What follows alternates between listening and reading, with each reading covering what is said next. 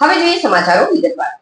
હાંસોટમાં Narmada પરિક્રમાવાસીનો bike સવાર પર ત્રિશૂળથી હુમલો કર્યો હોવાની સૌથી ચોંકાવનારી ઘટના સામે આવી રહી છે। અચાનક રોડ ક્રોસ કરીને બાઇક ચાલક પર તૂટી પડ્યો અને ઉપરા છાપરી ઘા ઝીક્યા પછી બાઇક લઈ ફરાર થઈ ગયો હતો। લોહી લુહાણ હાલતમાં બાઇક ચાલકને સારવાર માટે ખસેડવામાં આવ્યો હતો। આ ઘટના અંગે હાંસોટ પોલીસે વાયરલ વિડીયોના આધારે તપાસ શરૂ કરી 12 કિલોમીટર દૂર અકસ્માત થતા પોલીસે દબોચી લીધો હતો। બનાવની વિગતો અનુસાર હાંસોટમાં રસ્તા પરથી પસાર થઈ રહેલા એક નિર્દોષ બાઇક ચાલક પર પરિક્રમાવાસીએ કોઈ પણ કારણ વગર અચાનક ત્રિશૂળ વડે પ્રહાર કર્યો હતો। હુમલો એટલો જોરદાર હતો કે બાઇક ચાલકને ગંભીર ઇજાઓ પહોંચી હતી। દરમિયાન રોડ પર સામાન્ય અવરજવર હતી। એક રિક્ષા ચાલક તેની રિક્ષા દૂર ઊભી રાખી દીધી હતી। હુમલો થયો ત્યારે કોઈ અજાણી વ્યક્તિ આ ઘટનાનો વિડીયો ઉતાર્યો હતો। ઘટનાને અંજામ આપી હુમલાખોર પરિક્રમાવાસી સ્થળ પરથી ફરાર થઈ ગયો હતો। હાંસોટમાં રસ્તા પરથી એક બાઇક ધીમી ગતિએ નીકળે છે।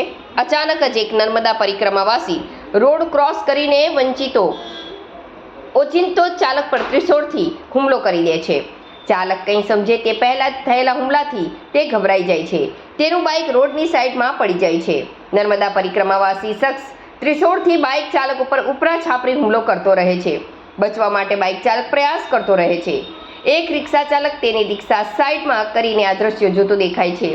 દરમિયાન પોલીસ જેવા દંડા સાથે એક શખ્સ તેની મદદે જતો દેખાય છે। રોડ પર પડેલી પાણીની બોટલ ઉપાડીને બીજો શખ્સ જાય છે। દરમિયાન નર્મદા પરિક્રમાવાસી પાગલપન કરવાનો દોડ કરતો દેખાય છે।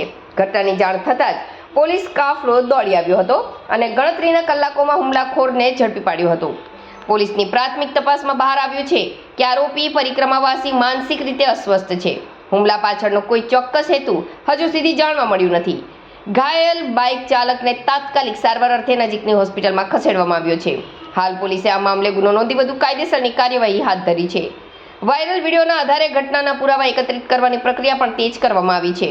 હુમલાખોર હુમલો કર્યા બાદ ઈજાગ્રસ્ત બાઇક ચાલકની જ બાઇક લઈને ભાગી ગયો હતો।